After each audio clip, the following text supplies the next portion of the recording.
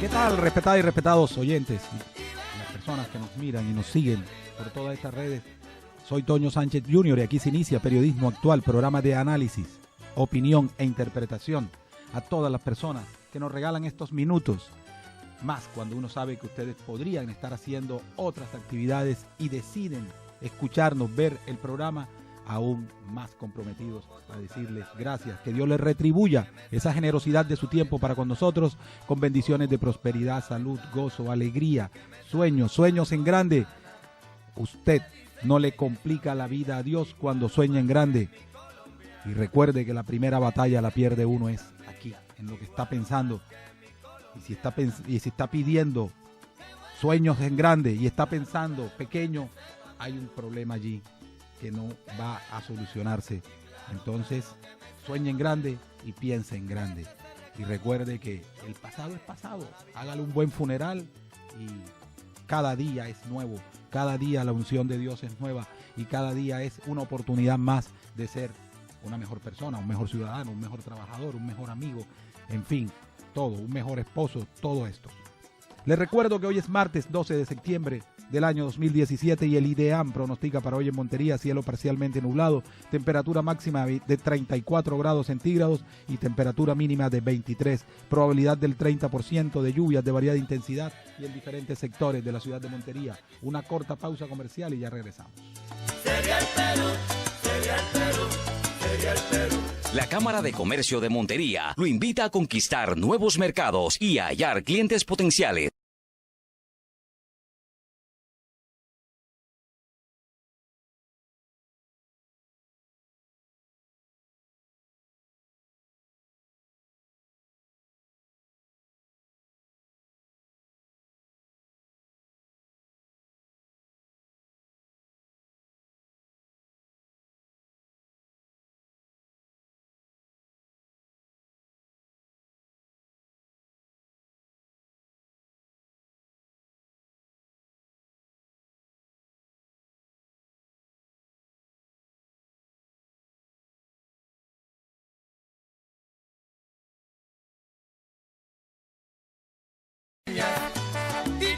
A las 6:36 de la mañana damos inicio a nuestros comentarios de hoy martes 12 de septiembre del año 2017 aquí en www.monteriaradio38grados.com, www.rionoticias.co, Instagram, Periscope, Twitter, Facebook. Y recordándoles que tenemos una aplicación que usted puede bajarla, es totalmente gratuita, usted va a su App Store y ahí la encontrará. ¿Cuál es uno de los delitos más terribles que hay? Ustedes dirán, el homicidio. Yo les diría que no, porque en el homicidio sí hay una muerte. Las víctimas, las personas que quedan, sus familiares, sus dolientes, dolidos, pero saben que está la persona murió, pueden enterrarla, hacen su duelo, quedarán con un dolor, claro que sí. Pero delito terrible es la desaparición, el secuestro, en donde usted no sabe si la persona está viva o no, en donde usted también está secuestrado, en donde usted también está muerto en vida, en donde usted a mediodía, cuando ordena la mesa para el almuerzo, usted viene y dice, nadie se siente en esa silla que ahí era donde se sentaba la persona desaparecida o la persona secuestrada. Eso es algo terrible, muy terrible. Cuando las personas están desaparecidas siempre viven con una esperanza de que algún día esa persona desaparecida o secuestrada va a cruzar el umbral de su puerta y van a llegar y lo van a abrazar. Pero resulta que estas personas ya han sido asesinadas. Ya esas personas han muerto. Entonces, ¿qué es lo que hace la familia? Es tratar de que se encuentren ese cadáver. ¿Para qué? Y eso está establecido, lo han establecido psiquiatras, sociólogos, antropólogos, estudiosos del comportamiento de todas estas personas que han, psiquiatras forenses, que han trabajado esto del duelo y que las personas, hasta tanto no hacen ese duelo, no dejan de sufrir. Lo digo esto por todo lo que está sucediendo con todas estas personas que en el momento en que operaron las autodefensas dejaron una estela de desaparecidos y de muertos Entonces, muchas de estas familias y muchos de estos postulados han hecho revelaciones de fosas donde están personas asesinadas. ¿Para qué? Para que sus familiares puedan hacer el duelo y poder devolverle su cadáver. Es una cosa dantesca, terrible, pero así es. Jesús Ignacio Roldán ha venido revelando algunas fosas.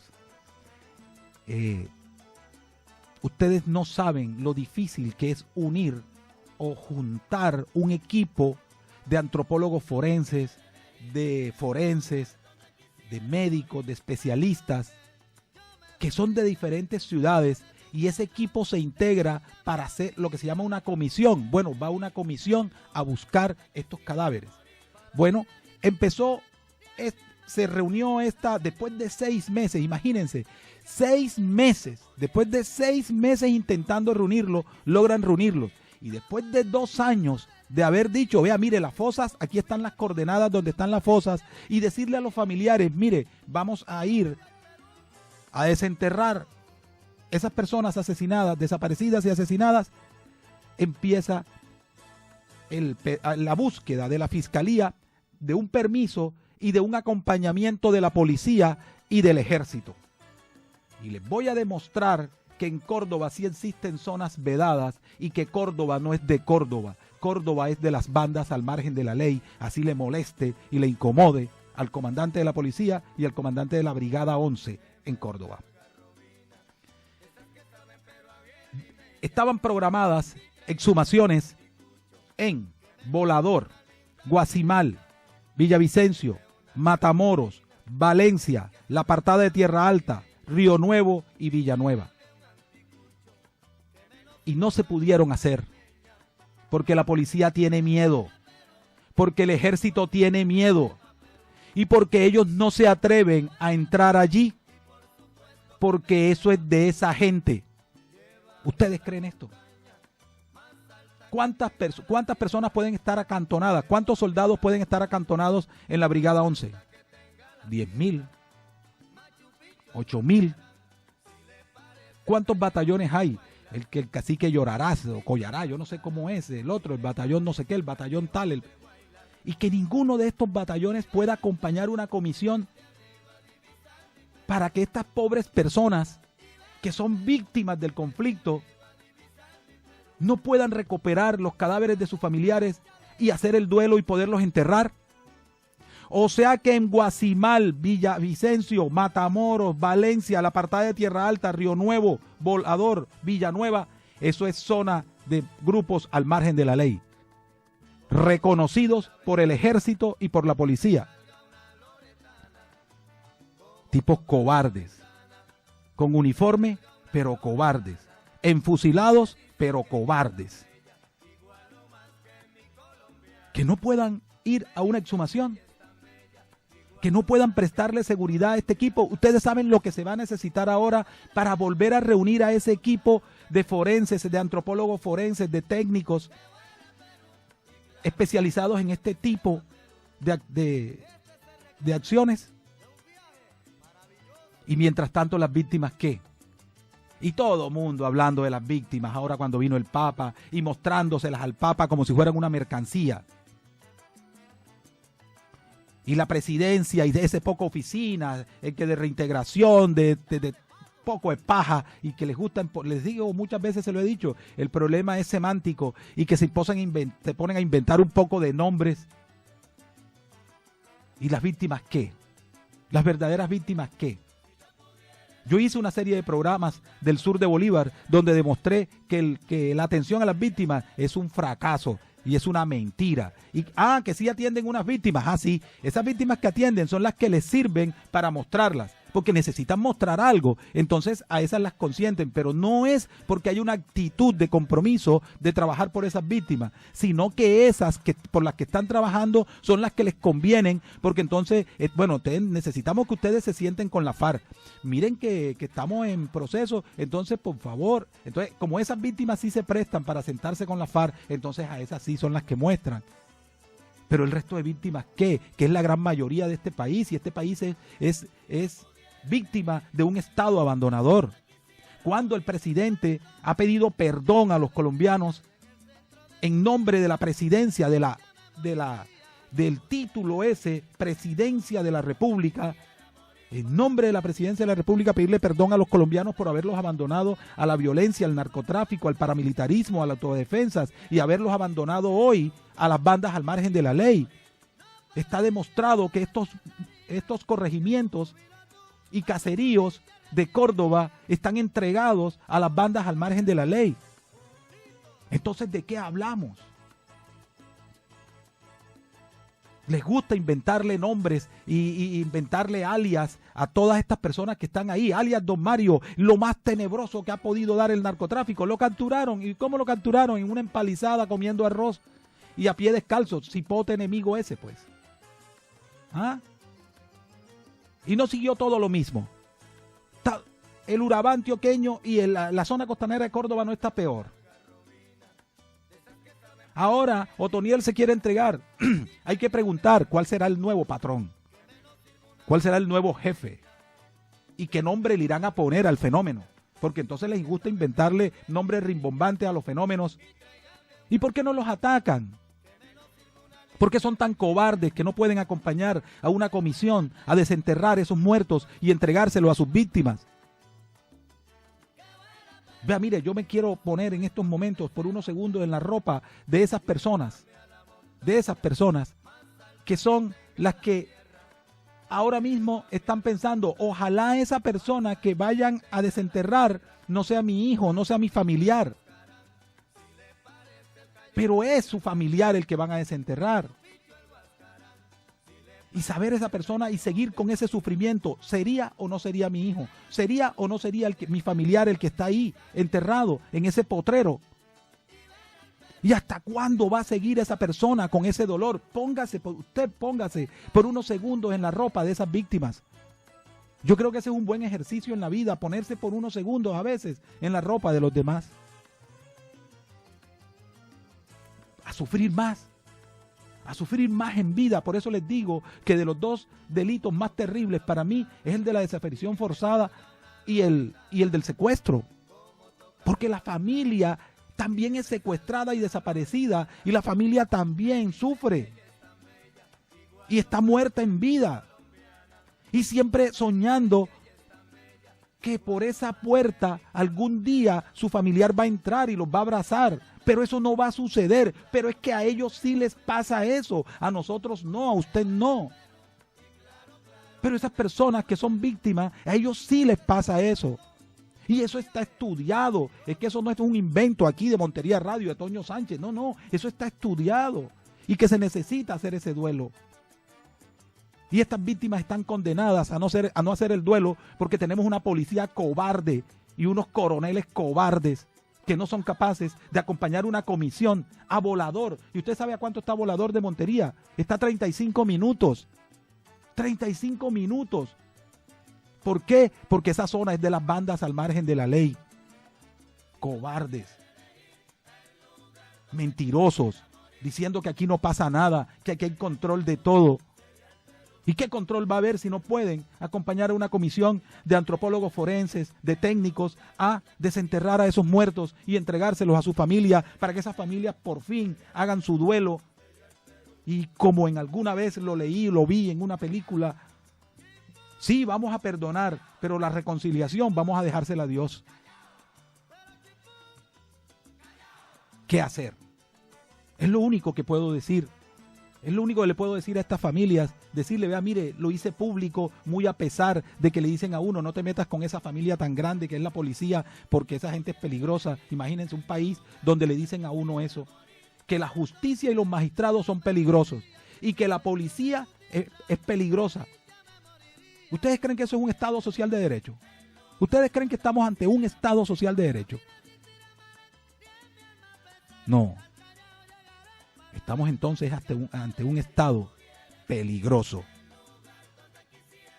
Ante un Estado con características delincuenciales. Pero esto no es un Estado social de derecho. Colombia y Perú, juntitos.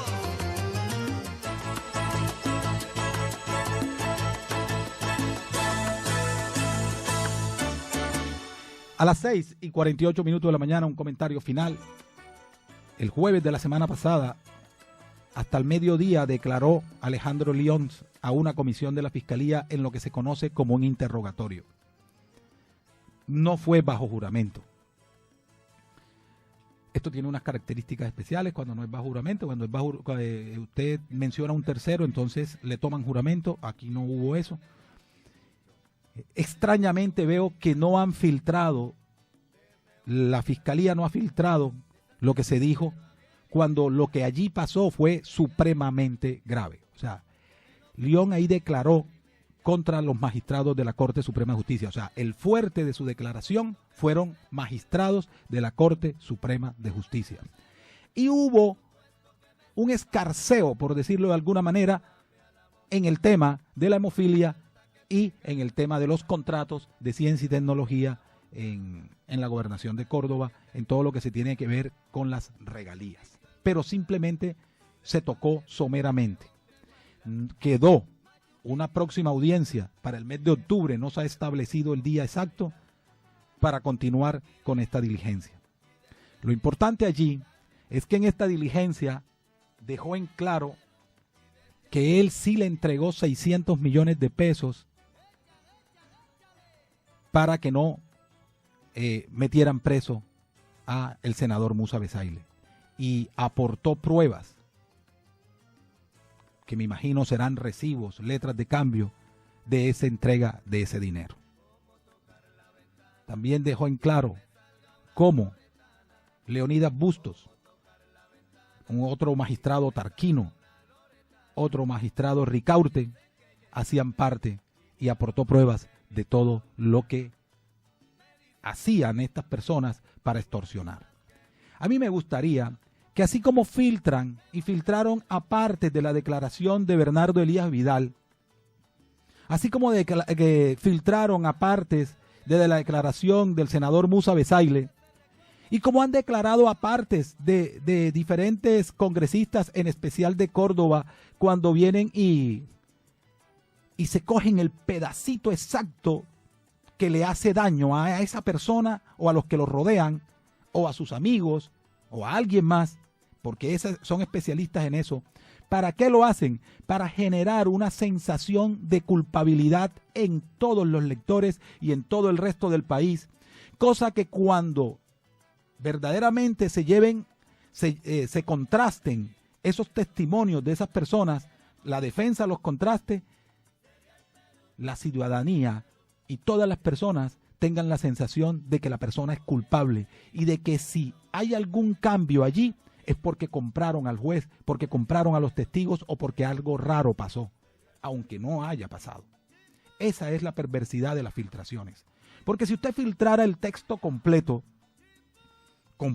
no hay ningún problema, está filtrado completo, toda la indagatoria, y usted viene, o todo el interrogatorio, y usted viene y lo lee, y ya, pero solo filtran o solo escogen los pedacitos que les sirven para hacer lo que están haciendo, la estigmatización, el señalamiento, para ver a quién van a satanizar, porque es que hasta desde Bogotá hacen eso. Bueno, ahora los satanes de esta semana son no sé quién, no sé quién, no sé quién y no sé quién. Listo, ya.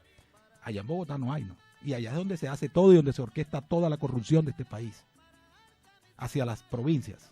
Y acá más irresponsables que hacen y continúan con esa terrible cadena de corrupción. Yo esperaría que desde hoy, desde ayer, desde el 7, porque esa comisión viajó el mismo 7 a Bogotá en el vuelo de la tarde. Desde el mismo 7, porque no han filtrado lo de los magistrados. ¿Por qué? ¿Por qué? Si eso es terrible, eso es grave.